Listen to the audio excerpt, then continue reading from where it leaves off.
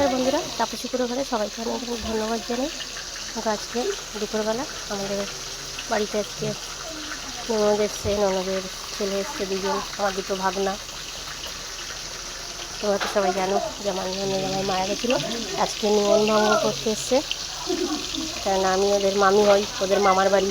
এই জন্য আজকে দেখো এখানে হচ্ছে চিকেন কষা আর রুই মাছের ঝাল হবে কষা কষা করে।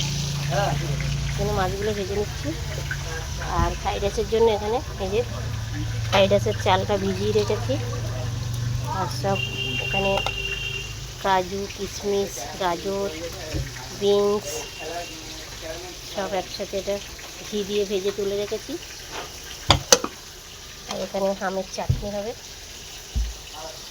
এটা মাটন কিমা দিয়ে, মাটন চর্বি দিয়ে ঘুগনি হবে।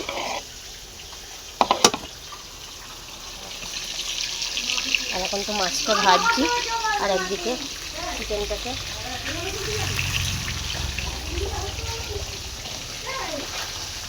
একদম কষা কষা হবে, একদম মাখা মাখা হয়ে যাবে।